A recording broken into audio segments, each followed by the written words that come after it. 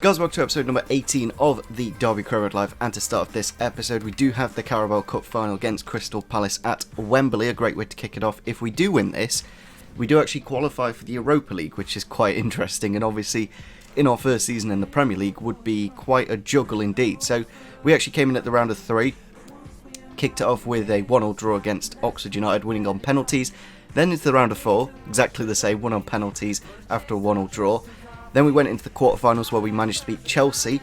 Obviously we did play those in the FA Cup and Chelsea did come out the victors in that one, but as long as we get through to the semis in this, that's all that I really cared about. Then we, on aggregate, I think we won the first game 1-0, drew the second game 1-0 and went through on aggregate basically. And now, onto the final against Crystal Palace, who did beat Burton Albion 5-0 on aggregate. So quite decent indeed.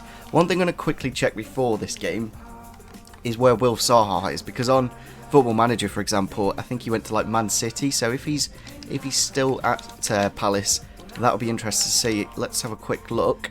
He is actually still at Palace, so he's going to be their talisman. He's going to be the one that's getting the goals, of course, and the reason they are in the final. So let's head into the game now, and yeah, I think we'll go with our 4-4-2. It seemed to work in the last episode. We seem to have won a few more fixtures and got the positive results we needed. Looking at the lineup we'll go for, I think we'll go for this 4-4-2. It is at Wembley, of course. Marriott and Solanke up top, Josephson and Lawrence out wide, who did actually go up to a 75 in between the two episodes, so that was good to see. One thing that I might have mentioned at the end of last episode is that Marriott was going to miss this game. Now, like an idiot that I am, I backed out without saving, then loaded it back up, which loaded it before the training injury happened, so a little bit annoying, but that's one of those things, and kind of helped us in a little way, because if he wasn't available, we would have probably had to play Winnell and Waghorn on the bench. Obviously, Waghorn's done quite well for us in the Carabao Cup. That's why I've left him on the bench, of course, just as that option. I will actually put Bryson as well, I think. Here we go, then the two teams walking out for the Carabao Cup final at Wembley, our first chance to play here. Of course, if we do win the playoff semi-final, we'll be also coming here, as the top two positions are quite unlikely. Now, a few teams have actually played like this with the 4-4-2, where the centre-backs split massively, and I don't know if it's actually helped us or not in the past, but looking at their team, they've gone for the 4-4-2. The Spanish goalkeeper, Ward, Ambrosio at left back, then Sacco and Tonkins in the middle. Tonkins did actually play for Derby quite a while back, only like 5 or 6 games though. Scoff and Martins out wide, Chioti and Milojevic in the middle, and Zaha and AU up top. Obviously, AU has scored quite a few goals for Crystal Palace, actually. He's got about 5, I think he's the top goal scorer in the Carabao Cup. So those two up top are going to be quite deadly. We've gone for this. Hopefully it's enough. We'll have to wait and see, and hoping we can get our first silverware. Hendrick with the ball here, out wide to Josephson. Puts inside to Solanke, now into Mason Mount with the finesse shot into the top of the net. The young Chelsea player has made it 1-0 in the Carabao Cup final. Very nice goal indeed, and that's what I like about this 4-4-2 especially.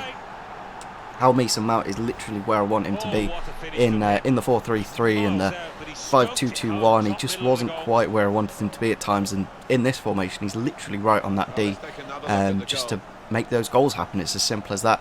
Pretty much straight down the middle. Maybe the keeper could have done a little bit better, but I'm not going to complain. It's 1-0 to us. Well, that's a good ball. Bogle's not quite read it. It's into Martin's path. Only takes them one chance to score, and that's what they've done. It is Jordan Ayew, the top goal scorer in the competition, to reply only their second shot, and it is 1-0. It's kind of against the run of play. Bogle just not quite reading the ball through, and maybe could have been a bit tighter. I don't know where my defence went there. I think Curtis Davies should have gone on to Zaha and Wisdom onto Ayew, but they kind of got mixed up, and yeah, that's his 6th goal this season. He'll probably get the golden boot, but hopefully we'll get the Carabao Cup. Marritt's back up on his feet, hopefully can have an effect on this attack. It's gone into Mason Mount with the finesse shot again into the back of the net, and it makes it 2-1. The man that went down injured, Marriott, did set him up there, and the man that's got a very, very good future ahead of him, Mason Mount with the goal. 15 minutes to go. I'm kind of tempted to take off Marriott, just because we could go to a 3-man midfield and kind of just shut up shop and make sure we do get the win. She's going to make a change here. It's a good ball through. I'm not too sure if I could have brought my keeper out there and got it. It's gone into the middle with the shot, and that is 2-2.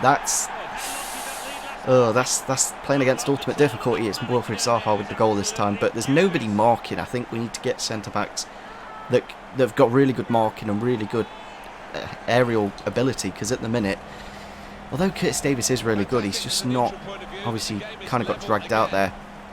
And I think Wisdom, with him being technically a right back, just doesn't have that positioning. It is his first goal in the Carabao Cup. We're just going to have to change formation now. Chance here for Waggle on through on goal. Just wouldn't get onto it. I wouldn't get onto that attack there. I don't know what the game was doing there. And that's full time against Crystal Palace. We are going to go to extra time. I don't know if we... Okay. We don't have extra time. We literally go straight to penalties.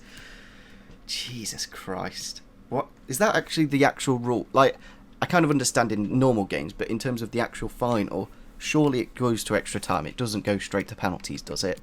But maybe it does, and that's what we've got to do now. So I'm just going to switch these two around since Lawrence is slightly better at shooting. Same with Hendrick. But other than that, I think we're just going to have to take penalties. Mason Mount doesn't exactly... Like, he took the first penalty in that game against Man United, and it was a really good penalty, and he's only got 60 penalties on the game, and obviously they've got Milovic. Obviously I've butchered his name there, but 90 penalties, so he's probably going to score the first. So I've gone with the first. At least I've got the bar to help me. That's one little benefit. We've gone to the left and made it 1-0. If we can save this penalty, it kind of sets us well. Obviously we'll be 1-0 up. And obviously their best penalty taker. It's gone to the right. Next up is Joe Ledley against his former club, of course. He used to be a Crystal Palace man.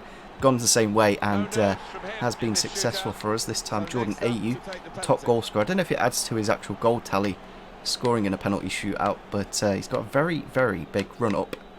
And he's gone the right way, Carson. I kind of saw his head go to that left and went for it, and it did go into the back of the net. I think we're going to go to this right this time.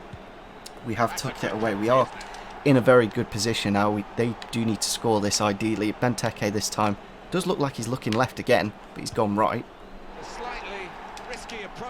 Jeff Hendrick now. Can he get us into a very tasty position? Yes, he can. We are 4-2 up now. And if we do save this, I think we win. So this is a very, very big penalty. Don't know where Zaha's going to go.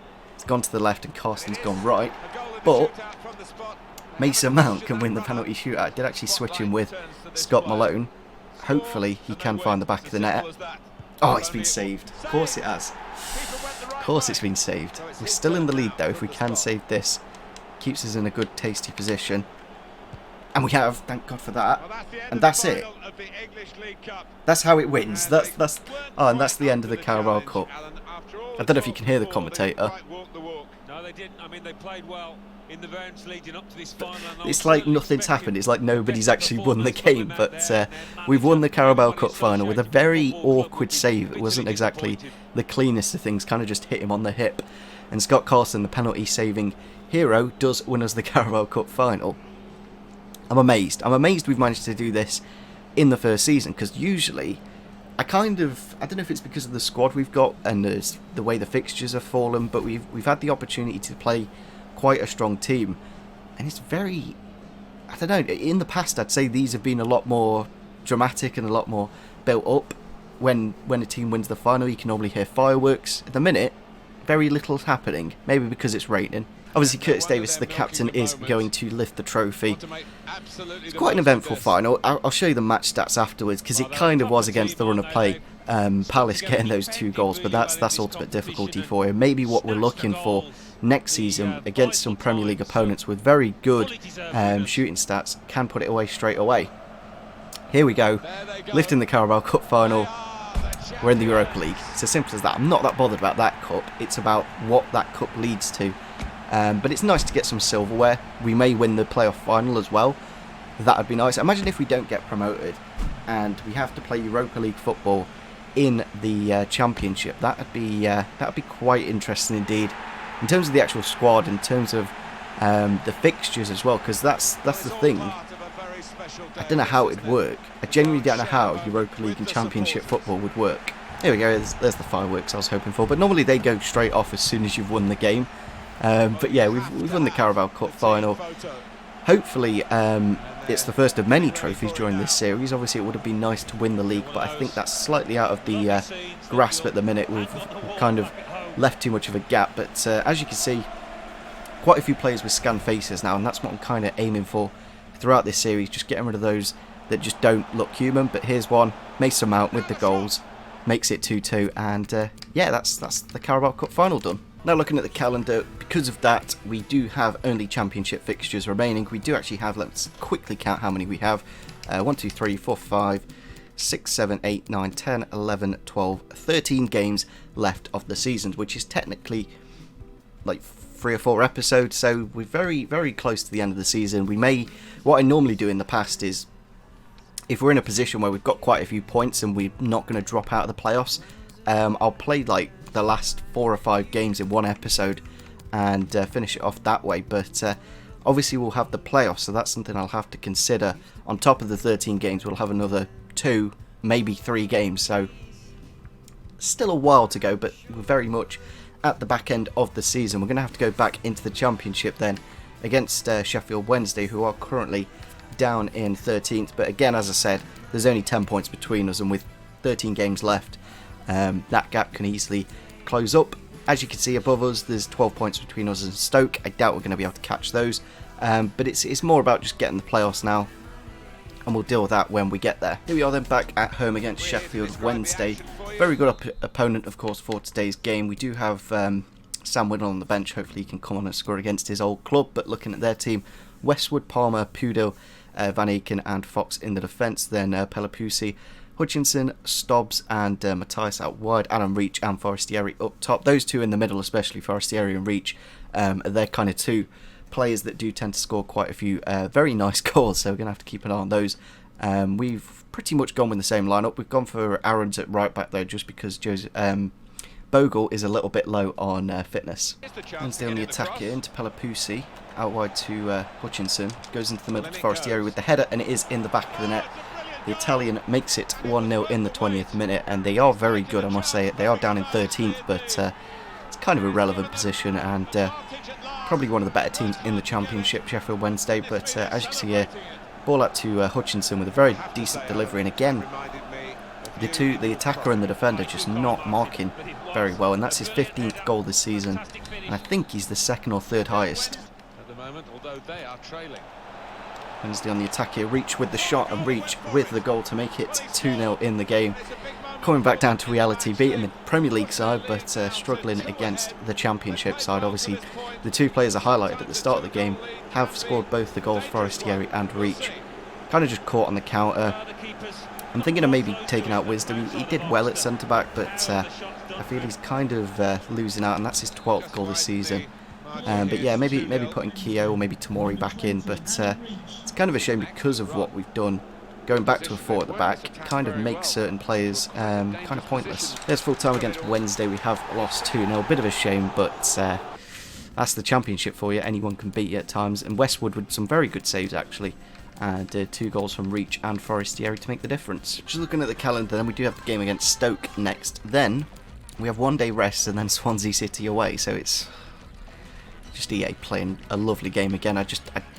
This game just wouldn't happen like that. That's just EA fixtures for you at times, and that's what we're going to have to deal with. So probably going to play one team against Stoke and then another team against Swansea. Both massive games, as you can see. Stoke in 2nd and then Swansea just above us, actually taking us out of the playoffs with 1 point extra. But we do have a game in hand, and if you look where Leeds are, who currently have played 37 games, if we win both of these games, technically we can go on to 63. So I'm not too concerned, but as long as we can get some points from these games, I'll be happy. Here we are then against Stoke, who are currently 2nd in the table. Obviously, it is Gary Rowett coming back to Pride Park. Gone for a bit of an interesting lineup. I'll show you on this screen.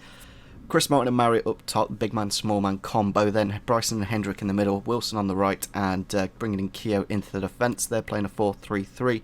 Federici, Bauer, Martina, Ashley Williams and Shawcross. Very good defenders. Etebo and Sorensen and Allen in the middle. Lucas and Tom Ince obviously against his old club on the right, and Berahino up top. Hopefully isn't on a bit of a goal scoring streak, and hopefully is on a bit of a drought. Free kick on the edge. Tom Ince pretty much perfect for this, and is going to be him with the free kick. It's gone over the wall and into the back of the net. And the second I gave away that foul, I just knew he was going to score against his old club.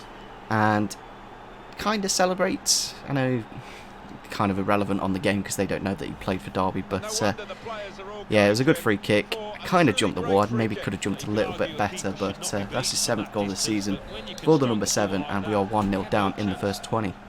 Chance here for Stoke. Joe Allen in the box with the shot and with the goal. The young Welshman, well not young, but the small Welshman makes it 2-0. That's his 3rd goal this season. Very good at Stoke at moving the ball around, and maybe the 4-4-2 against some of these more established sides just isn't working really. We're not really creating the chances. We may have a kick-off goal here though. Not really. Corner goes into the box. Short cross with the header, comes off the post, and it is in from the rebound. I think that's Ashley Williams to make it 3-0, and I think this is the biggest loss. I don't think we've actually conceded. I think we maybe drew one game 3-3, but we were very much in that game. This is by far the biggest defeat we've probably had. So for Marriott, slips it through for Martin. Can he get the shot off? Yes, he can. Very good start to the second half. We may not get anything from this game, but at least goal difference wise, that will help out. Chris Martin with the first time finish, very nicely indeed. We just need a little bit of luck, and that's what we got there. Chance here for Lawrence on the edge with the shot into the top of the net to make it 3-2. I did actually just sub him off, so I'm going to bring him back on. Playing a bit of a 4-2-2. Probably bring off Holmes. Put Lawrence. Yeah, put that way. Cool. Barrel with the ball here. Goes into the box. Not dealt with, and Joe Allen makes it 4-2. I thought we could have got back into it, but they've just killed it off again with a goal to make it 4-2. And yeah, it's, I don't know what I can really say. I don't know if it's performance or just the difficulty we're playing at.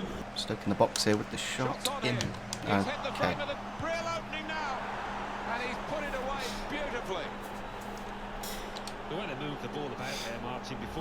I don't even know what happened here. I can't even put into. I don't know how that hit the crossbar. I don't know why Carson jumps himself into the back of the net and Berahino gets an open goal. I want to watch that again. So Bojan's flicked it up, and on the same foot that he flicked it on, volleys it, hits the crossbar. Carson doesn't get anywhere near it. Doesn't technically need to touch it. Is it over the line at that point? Maybe not quite. And then Berahino puts it into the back of the net. And there we go, full time against Stoke. Probably the worst performance so far in this career mode. Very, very difficult. And that felt like an ultimate difficulty game. So maybe when you come against, as you can see, 5 shots on target, 5 goals. Yeah, maybe when you're playing teams of a better quality, they do actually win. I think on that note, we are going to end off this episode here. As you can see, we are down to 8th now, but only a point away from Norwich. And we do technically have a game in hand on Swansea, so as long as we win the next game, we should be all good. And we should go on to 60 points, which will put us above Hull. So Norwich do actually have a game in hand, so you've got to be careful of those as well. But very interesting episode. We won the Carabao Cup final.